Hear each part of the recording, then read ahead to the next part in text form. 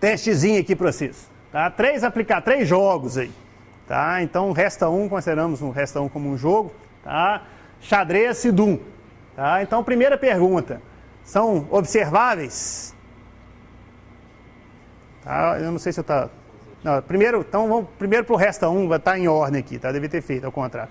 Resta 1, talvez seja um ambiente mais simples. É observável?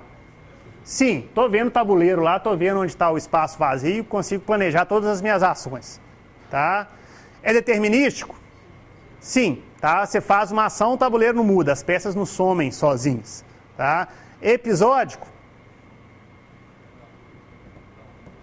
Dentro de uma partida, não. Tá? Um movimento em falso que você faz ali, você avacalha seu jogo, você pode ganhar ou não ganhar. Tá? Entre duas partidas diferentes, você pode considerar cada partida como um episódio. Tá? Desde que você não leve conhecimento de um para o outro. Tá? É estático? Sim.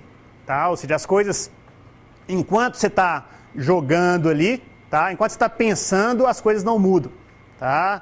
É discreto? Sim. E é um agente único? Sim. Você joga sozinho ali nesse jogo, não tem mais nada influenciando. Tá? Então... quase o melhor dos mundos, né? Com exceção do episódico ali, mas isso é muito difícil achar um ambiente que seja episódico. Tá? Vamos para o xadrez agora. É observável? Sim. Tá? Ou seja, o xadrez eu vejo o tabuleiro, sei as peças todas e etc. Tá? É determinístico? Na verdade, ele é estratégico. Tem aquela diferenciação que eu falei para vocês. Ou seja, o próximo estado do tabuleiro depende da sua ação e da ação do seu adversário. Então, nesse caso, a gente fala que ele é estratégico. Tá? O que mais? Episódico? Não. Tá? Ou seja, quando eu faço alguma ação, ele pode influenciar as outras ações. É estático, sim. Tá? Pensa o xadrez sem relógio. Tá? Então, fico lá pensando o tempo que eu quero, as peças não se movem sozinhas ali. Tá? É discreto, sim. Tá? E agente único, não. Você está jogando contra o outro agente. Tá? Então, tem dois agentes jogando ali. Tá? Agora vamos pensar no Doom ali, ou algum jogo, né, FPS da vida. Tá? É observável? Não. Tá? Você nunca sabe o monstrinho que está te esperando atrás da porta. Tá? Você tem um mapa, você pode ver só parte do mapa, você não tem acesso ao mapa todo, e por aí vai. Tá? Então você tem que planejar suas ações sem ter o conhecimento todo. Tá? É determinístico? Isso, para falar com certeza, você tem que ver o código. Tá? O que acontece? Você tem algum gerador de número aleatório lá que faz as coisas acontecerem de repente, ou as coisas são scripted, né? Por exemplo, eu acho que o Doom não é tão não determinístico. Você joga Doom várias vezes, tá? Você já sabe onde é que os monstros estão, onde que eles vão dar spawn, em qual tempo, etc, etc, etc. Então ele acaba sendo, nesse sentido, tá? Determinístico. As coisas se repetem, não tem nada que acontece de forma imprevisível no jogo. Tá? Mas, de novo, para ter certeza disso, você tem que ver o código. Já tem jogos que já implementam uma certa aleatoriedade, e cada vez que você joga, o negócio vai estar diferente. Tá? Então, eu coloquei um não, mas com uma interrogação ali. Tá? Episódico, não. Tá? Então, nenhum deles é episódico. Estático, não. Tá? Você está lá pensando o que você vai fazer, você toma um tiro na cabeça. Tá? Então, quase todo FPS é assim. Tá? Você não pode ficar pensando à vontade. Tá? Discreto. Também, o discreto depende, de novo, da implementação. Tá? Então, pode ser que você tenha, né, as estruturas de dados por trás ali, seja um grid, seja uma BSP, etc, etc. Tá? Mas, de novo, tem que ver a implementação. Mas, à primeira vista, você tem um ambiente contínuo, um cenário contínuo que você pode considerar que é contínuo ali. Tá? Mas, de novo, depende do que está por trás ali. Tá? E agente único, não. Tá? A princípio não é um agente único ali. Tá? Porque eu tenho os monstros, tenho, né, se for jogar em rede, outros jogadores e por aí vai. Tá? Então isso aqui é só para vocês terem uma noção, gente, de como é que o ambiente, tá, faz ficar mais fácil ou mais difícil você implementar um agente inteligente para um jogo. Tá? Talvez vocês já tenham feito um agente inteligente para o Resta 1, tá? Que faz uma busca em profundidade, em largura que seja, ou usando a estrela, você resolve o Resta 1. Tá? Para o xadrez, você fala, mas xadrez é difícil. Mas, na verdade, o que é difícil no xadrez é a explosão combinatória das jogadas. Tá? O ambiente em si, o sistema que você vai desenvolver, se você tivesse um computador, vamos falar, de infinito processamento, você resolvia o xadrez. Tá? Tanto que cada ano que passa, tá, hoje em dia os grandes mestres não ganham mais computadores. Tá? Faz tempo que, né, você pegar um sistema bom de xadrez num supercomputador, ele já bate um grande mestre. Tá? Lá para 97, quando teve a grande disputa lá do Kasparov com Deep Blue, eles estavam pau a pau, vamos falar assim. Tá? Mas de 97 para hoje, né, hoje provavelmente isso aqui é mais potente que o Deep Blue. Estou chutando, tá? Mas em termos de processamento, evolui muito. Tá? Então, o xadrez, né, como ele é determinístico, tá? Tem várias coisas determinísticas aí no xadrez. Algum dia, com a evolução da computação, tá, os computadores vão ser capazes de ganhar dos grandes mestres sempre. Tá? Agora, num jogo, tá? Um jogo, né, não vou falar o Doom não, mas sei lá, um jogo mais moderno aí que você queira, né, de FPS ou de estratégia mesmo, um StarCraft da vida, etc. Tá? Como você tem coisas não determinísticas, você tem coisas dinâmicas, etc., fica mais difícil você criar um agente que ganhe do computador. Tá? Amanhã eu tinha uma figurinha interessante aqui da evolução dos jogos, né, se o computador é capaz, é mais de piada isso aí, mas se o computador é capaz de ganhar dos seres humanos ou não. Tá? O último lá, o mais difícil, que o computador nunca vai poder ganhar do ser humano, é o Calvin Ball. Alguém já viu o Calvin Ball? Alguém já leu Calvin aí, Calvin Haroldo? Não, do Rapazinho Tigre. Tá? É um quadrinho que tem, o Calvin é uma criança de 6 anos, tá? O Calvin Ball é um jogo que ele inventa com o tigre, que as regras mudam a cada momento e ele que faz as regras a cada momento. Então, com certeza, mais não determinístico que isso a gente não tem, tá? Então, Calvin Ball, o computador nunca vai poder ganhar do ser humano, tá? Mas, então isso aqui é só para vocês terem uma ideia, gente, de como é que o ambiente influencia na dificuldade do seu jogo. Tá? Quanto mais complexo é o ambiente, nesses termos aí, tá? Mais difícil vai ser de implementar as coisas.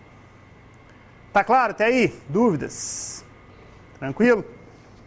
Então vamos seguir mais um pouquinho.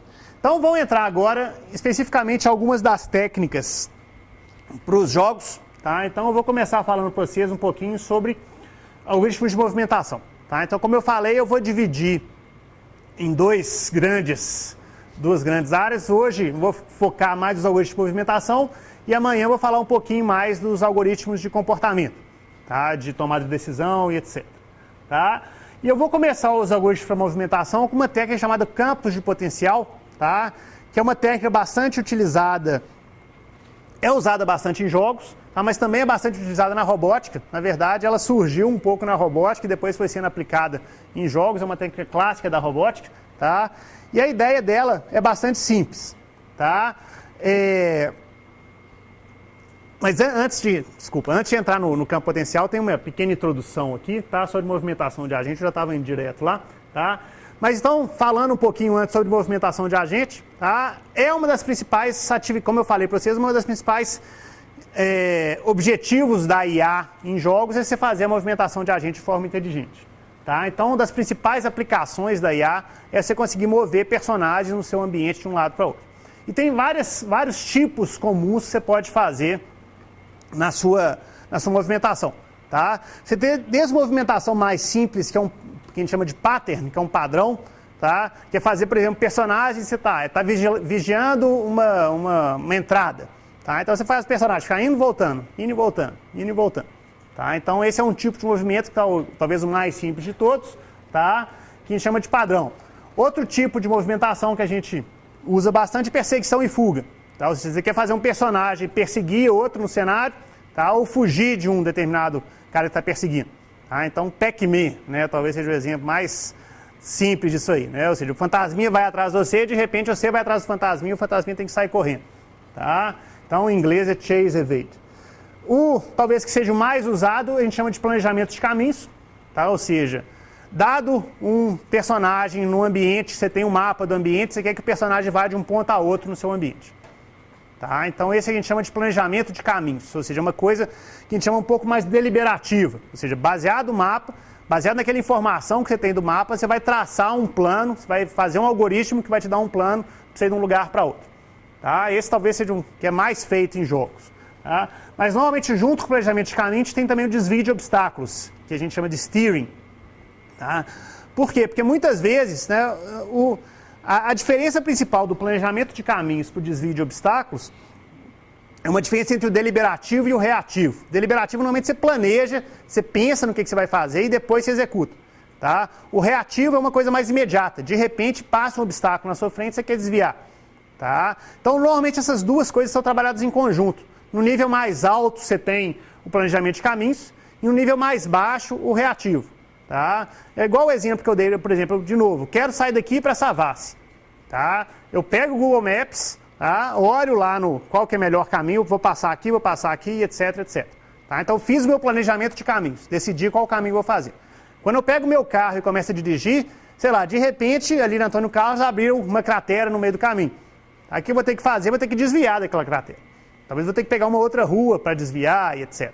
Eu posso replanejar tudo, fazer um novo planejamento, mas eu posso simplesmente desviar momentaneamente e voltar para o meu caminho que eu planejei.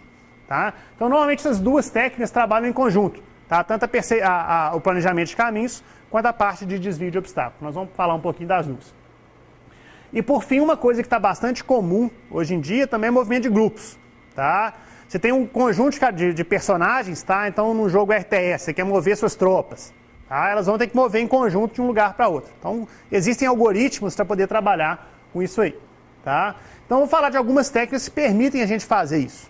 Tá? E o interessante é que essas técnicas, como eu falei para vocês, essas técnicas são comuns a vários algoritmos, a várias das áreas diferentes. Tá? Então, as mesmas técnicas eu posso usar em computação gráfica, em robótica, em jogos. Tá? Então, tem uns videozinhos aqui de exemplo para vocês. Tá? Esse aqui é do filme Rei Leão.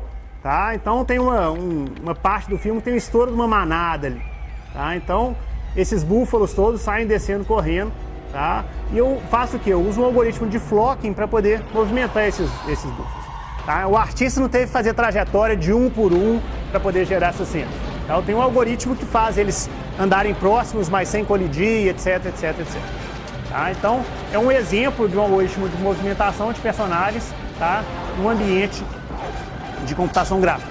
Né? Ou seja, não tem nada interativo aí, tá? É só o filme que foi gerado. Tá? Aqui é já um outro exemplo na robótica. Tá? Esse aqui é um experimento que eu fiz na época do meu pós-doutorado. Tem um robô que tem que andar no mapa aí. Tá? O robô é o pequenininho, não é os grandes não, tá, gente? E ele vai ter que seguir, tá? Na verdade, você viu que tem uma falha aqui. Deixa eu parar aqui para vocês exatamente verem o problema. O que aconteceu ali? Deixa eu voltar aqui de novo.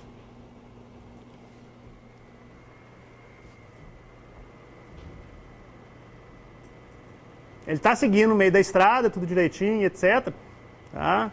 Só que, de repente, tinha uma van no meio do caminho. Tá? Não é uma pedra, não. Tinha uma van e depois tinha um outro robô no meio do caminho. O mapa que eu forneci para esse robô não tinha aquela van, não tinha aquele robô. Tá? Então ele fez só o planejamento de caminhos, ele não fez o desvio de obstáculo. Tá? Esse foi o problema ali. Então ele planejou direitinho, vou seguir, ele usa GPS para localizar e sabe que ele tem que movimentar, etc. Tá? Só que no mapa que foi dado para ele, aqueles obstáculos não estavam. Nesse momento ele ainda estava sem o desvio de obstáculo. Depois a gente implementou o desvio de obstáculo nele, baseado na câmera, ele via que estava na frente e desviava. Tá? E por aí vai. Mas então é um exemplo de um algoritmo, tá? De planejamento de caminho, desvio de obstáculo, usado na robótica. Tá? E aqui um exemplo em jogos, tá? Onde eu tenho um personagem que eu quero. Isso aqui eu peguei esse vídeo na internet, tá? Mas exatamente um problema onde eu quero que meu personagem vá sozinho, tá? Eu estou num ponto aqui, eu escolho um ponto lá do outro lado do cenário e clico lá e falo pro personagem, quero que você vá para lá, tá? E nesse momento o personagem ele faz o planejamento de caminhos, tá? Provavelmente faz o desvio de obstáculos também e ele sai correndo e vai para lá, tá? Daqui a pouquinho ele vai. Não está dando para vocês verem a legenda não, mas está falando exatamente isso. Daqui eu quero escolher um ponto que vai me colocar lá do outro lado do cenário, tá? Eu clico lá e meu personagem vai para lá sozinho. Tá? Então, de novo, tem alguma estrutura de dados aí que ele vai fazer o planejamento de caminhos, tá? E ao mesmo tempo vai fazer o desvio de obstáculos de personagem, de coisas que não estão no mapa. Tá? Então, se aparecer alguma coisa dinâmica ou algum obstáculo no meio do caminho que não está, ele vai para lá. Tá? Então, isso está sendo tudo feito de forma automática, no algoritmo de IA, para poder fazer o personagem andar. Tá claro, gente? Então, isso aqui é interessante para mostrar isso, que esses algoritmos que nós vamos ver aqui são aplicáveis, além de jogos, em outras áreas, são comuns a várias dessas áreas. Tá? Não vou esperar o personagem chegar lá do outro lado não, porque demora, tá? Deixa eu voltar aqui, que eu pulei.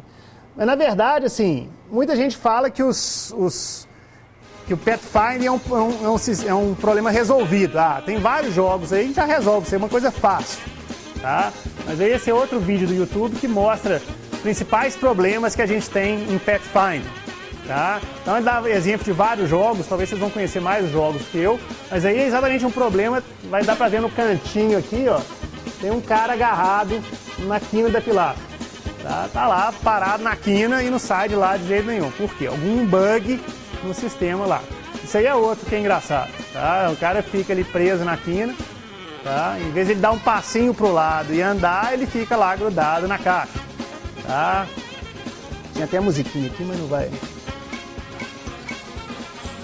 Então a musiquinha fica mais divertida o vídeo, né?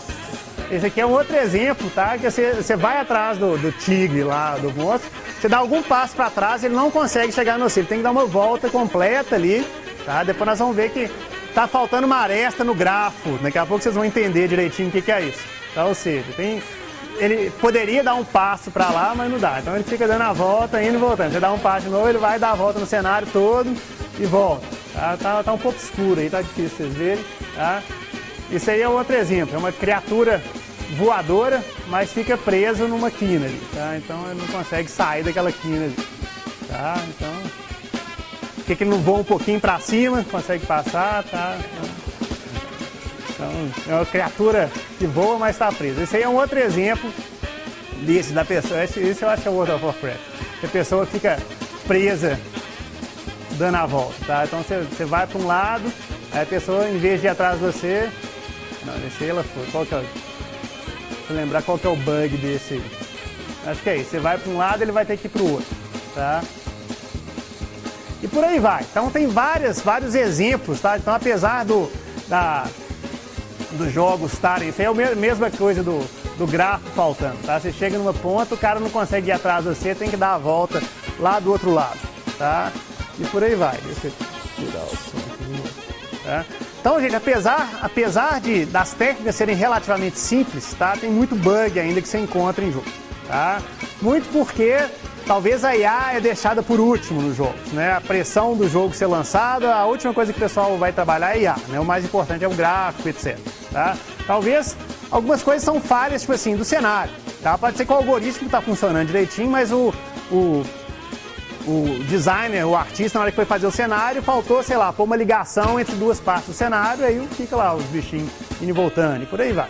Tá? Mas de qualquer forma, é uma coisa que tem que ser trabalhada, é uma coisa que tem que pensar em técnicas. Tá? Bom, isso aqui eu já falei para vocês, tá? Por isso que eu estava pulando, que é a diferença entre planejamento de caminhos versus desvio de obstáculos. Tá? Então, o planejamento de caminhos normalmente é mais deliberativo, no nível mais alto, e o desvio de obstáculos no nível mais baixo, você trabalha com as duas coisas juntas. Tá? Então, nesse exemplo aqui é um planejamento de caminhos, tá? Ou seja, eu quero, né, no mapa, acho que isso aí é do Zelda, tá? Eu tenho que sair daqui, chegar lá, tá? E vai e traça esse caminho para mim. É fornecido o mapa, etc, etc, etc. Tá? Então, na minha posição corrente, eu vou até o gol, tá?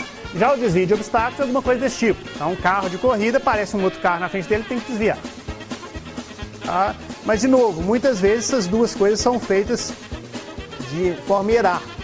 Tá? Eu começo no nível, eu faço o planejamento no nível mais alto, tá? E faço o desvio de obstáculos no nível mais baixo. E trabalho com as duas coisas juntas para o sistema poder funcionar bem. Ok?